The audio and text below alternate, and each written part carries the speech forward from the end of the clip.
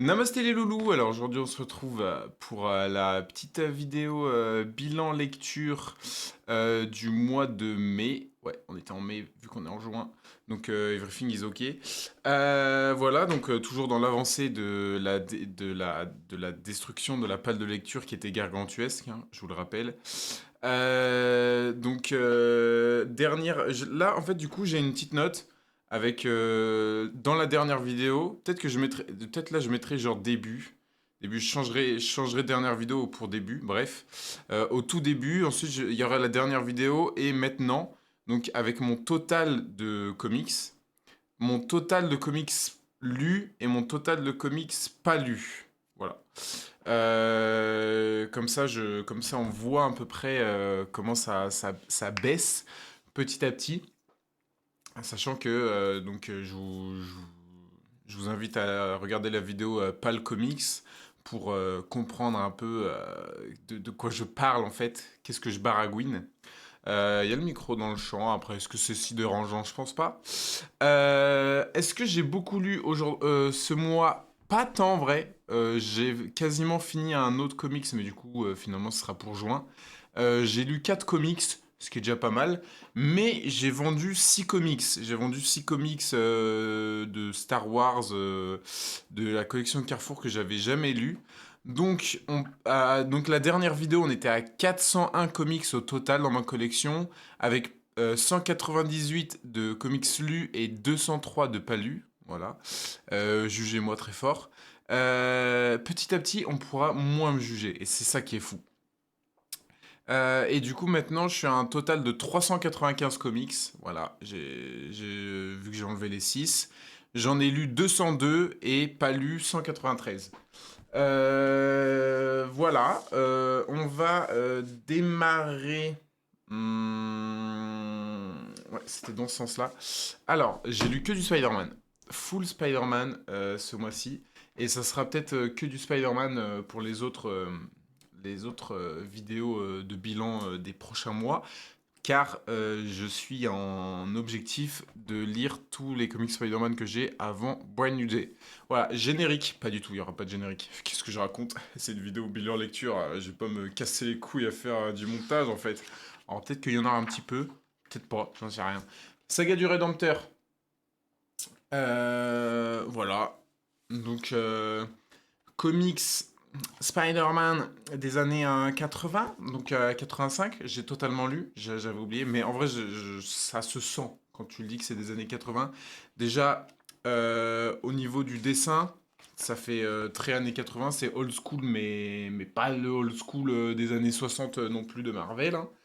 Euh, on est sur, je dirais, un sorte de polar, en vrai.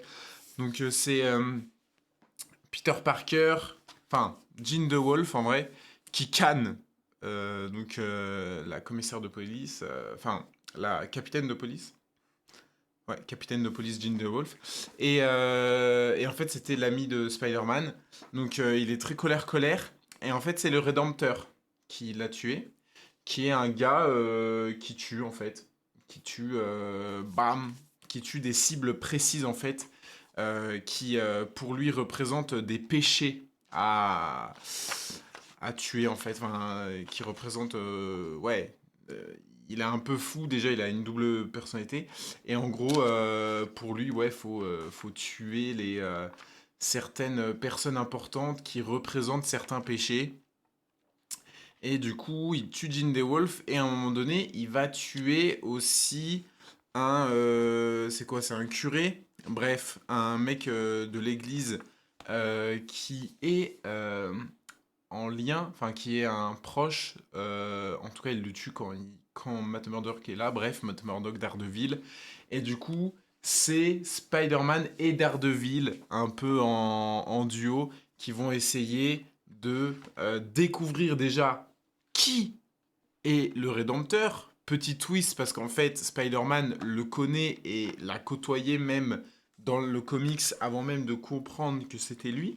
Donc voilà, en vrai, une ambiance très sympa. Moi, j'ai beaucoup aimé la saga du Rédempteur. Je trouve que même ça peut être très cinématographique, ça pourrait être adapté, ça pourrait être très sympa. Et du coup, il y a un deuxième comics dedans où il y a le Rédempteur qui est remis à la nature. Voilà, qui est sorti de prison, parce qu'il était même pas en prison, il était chez les fous, quoi. Et apparemment, il s'est soigné et tout. Et est-ce qu'il s'est vraiment soigné? Alors, en vrai, oui. Et en plus, la question que ça pose, le fait qu'il ressorte, est très intéressante. Parce que Spider-Man ne veut pas qu'il ressorte et tout. Sauf qu'en fait, il se rend compte, Spider-Man, que il a niqué la vie du Rédempteur. Parce qu'il s'est pas retenu. Parce qu'il avait beaucoup trop de colère. Et il a enculé le Rédempteur. Et du coup, il était tellement blessé qu'en fait, il est devenu un peu un infirme. Du coup, voilà. Et en fait, c'est plus une histoire sur Electro. Et à la fin, enfin, et le Rédempteur est là un peu. On sait pas trop s'il est gentil ou méchant. À la fin, il finit par devenir méchant. Ce qui je trouve est dommage. Ils auraient pu juste le laisser gentil. Et je trouve que c'était pas forcément la meilleure idée. Bref. Mais j'ai beaucoup aimé. C'était une ambiance très polar, très sombre. J'ai apprécié ça se différencie pas mal de ce qu'on a l'habitude de lire de Spider-Man. On enchaîne avec Spider-Man, le cauchemar. De Jenkins et Ramos. Ah oui, j'ai pas dit. C'était David Buclerc et Buscema. Euh, alors, Spider-Man le cauchemar. Déjà, Humberto Ramos, le dessin. C'est très spécial. Je sais qu'il a changé de style. Ça, c'est son ancien style. Euh, il a un style un peu qui déforme le visage, qui rend le truc très chelou. Qui déforme même les corps, en fait. J'arrive pas à savoir si j'aime bien. Je crois que j'aime bien. Mais peut-être pas sur toutes les histoires. Je trouve que là, ça va bien avec cette histoire. Parce qu'il y a un aspect un peu rêve, un peu justement bah, cauchemar. Trop, bah voilà, ça c'est relié quoi. Et du coup le dessin rend l'aspect très étrange, très cauchemardesque. Euh, oui, ça va bien, je trouve ça va bien. Et je trouve que le dessin va bien au bouffon, je trouve. Le dessin va très bien avec une histoire pour le bouffon vert. Donc, moi je trouve ça pas tant dérangeant. L'histoire, elle est sympa. Franchement, l'histoire, c'est une histoire sur le bouffon vert classique. Enfin, classique, pas vraiment classique, mais en gros, en vrai, si tu connais pas grand-chose sur Spider-Man et la relation avec le bouffon vert, je trouve que ça résume bien leur relation. Ça résume bien leur relation, mais ça casse pas trop par ta grenard. Par contre, ça se lit rapide. Franchement, ça se lit très vite. C'est très fluide, etc.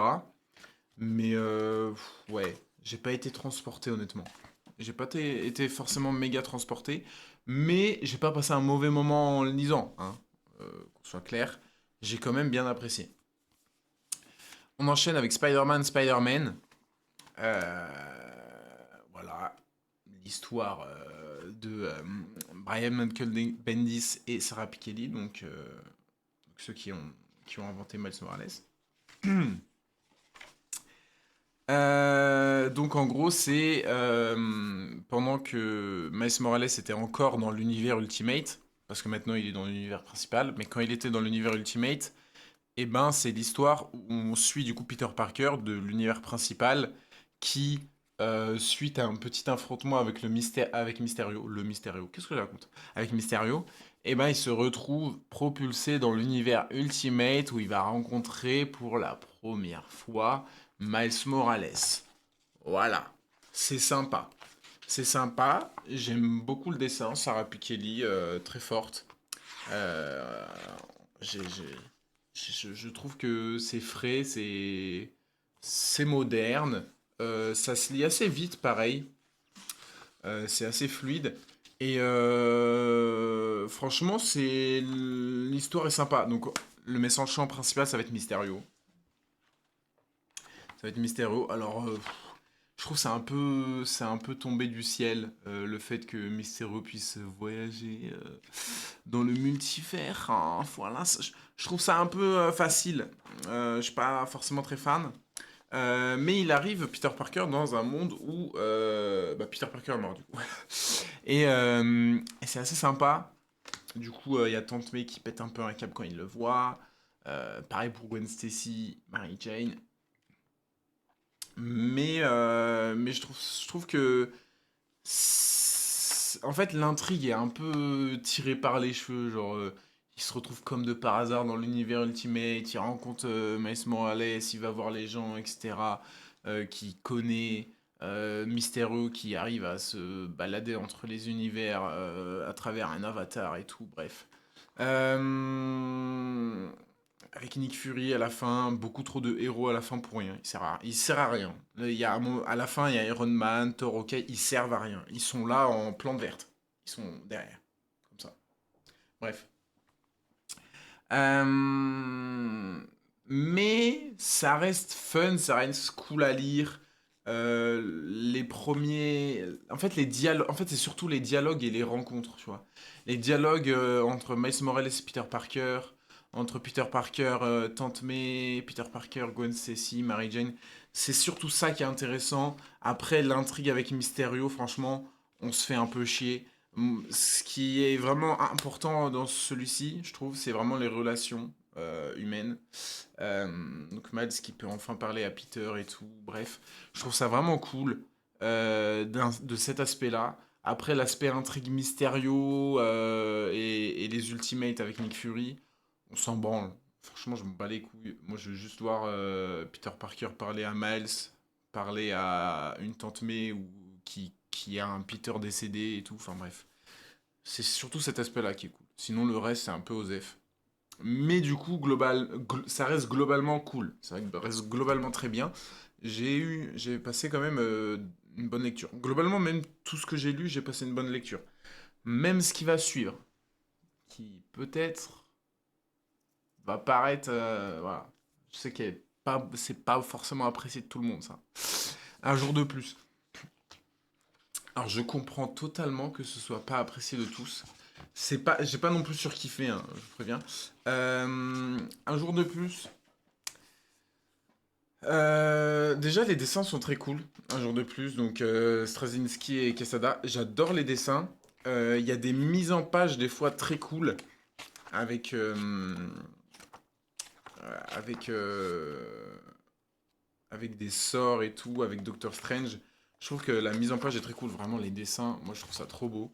J'ai adoré. Voilà, c'est ce genre de mise en page que j'aime bien. Vous voyez, là, quand il y a le Docteur Strange et tout, que les bulles elles commencent à avoir des aspects un peu magiques, je sais pas comment dire, mais un peu. Comment on appelle ça déjà? J'ai perdu les mots. C'est pas grave, je vais aller me faire enculer. Bref, voilà, ça c'est magnifique, ça. J'adore. Un aspect mystique, voilà, c'est ça que je voulais dire. Les dessins, j'ai kiffé. Et le scénario, en fait, s'il n'y avait pas de conséquences, le scénario serait sympa. Parce que, j'aime beaucoup l'atmosphère, en fait, que dégage le comics à la lecture. J'aime beaucoup l'atmosphère un peu mystique, un peu mystérieux, étrange, émotionnel, où vraiment Peter est prêt à tout. Par contre, je reconnais pas Peter des fois. Il pète complètement les plombs. Frérot, ta tante, ok, elle crève, mais garde tes valeurs, s'il te plaît. En fait, c'est un mauvais Spider-Man, mais l'histoire est sympa. Mais je sais pas quoi en penser. En fait, je comprends que les gens l'aiment pas parce que ça dénature un peu le personnage, ça nique. toute une histoire qui a été mise en place, ça reboot pour rien et tout. Il fait un pacte avec le diable, enfin avec Mephisto. Va te faire enculer, Peter. Franchement, va te faire foutre. Et Mary Jane aussi, parce que du coup, ils sont tous les deux dans le tas. On l'oublie pas, Mary Jane, hein. Non, mais en fait, j'aime bien la lecture. À la lecture, c'est sympa, mais dès que tu prends du recul, tu dis c'est qui ce fils de pute qui complètement pété les plombs. Enfin, même pendant la lecture, je me disais que Peter Parker était en train de péter les plombs et il était complètement con. Bon, ok, ta tante est en train de canner. Je capte. Je peux comprendre. Mais garde tes valeurs morales, s'il te plaît. Il est complètement flingué. Bref. Mais en fait, j'aime beaucoup l'atmosphère. J'aime beaucoup l'atmosphère du comics. J'aime pas ce qui en ressort des personnages et ce qui en ressort à la fin de l'histoire. Et ce qui nique. En fait, ça nique tout un pan de l'histoire de Spider-Man, genre le mariage et tout, l'amour. Ça le fait repartir à zéro et tout. Mais en fait, le truc, c'est que s'il n'y avait pas les conséquences du mariage, si ça aurait été autre chose, je sais pas, qu'il fasse un pacte avec le diable et que, je sais pas, il vende son âme ou autre, ou je sais pas, j'en sais rien, mais le fait qu'en fait, ça nique l'histoire, toute l'histoire avant, qu'il y a eu avant. C'est dommage. Il y a des plot twists qui étaient un peu quand même évidents. Franchement, quand cette meuf, cette gamine, a débarqué, c'est le premier dessin d'elle. Je savais déjà c'était qui. Franchement, c'est pas difficile à deviner, je trouve. Bref. Donc, non mais, en fait, je m'attendais à un truc horrible avec tout ce que j'avais entendu parler. Finalement, ça va. Franchement, ça va. J'ai quand même apprécié la lecture, mais hum, en fait, j'ai apprécié la lecture, j'ai beaucoup apprécié les dessins, mais c'est vrai que quand tu lis, des fois, t'es là, t'es en mode, mais ça n'a aucun sens. Ça n'a aucun sens. Bref, voilà. Dites-moi ce que vous en avez pensé, vous, si vous les avez lus et tout, de ce que vous avez pensé de ma critique. Bref, je sais pas quoi dire en fait. Merci d'avoir suivi. On se retrouve le mois prochain pour le prochain bilan lecture. Et voilà. Mettez un commentaire, abonnez-vous, likez si vous le voulez, suivez-moi sur Twitch s'il vous plaît, et puis c'est de love.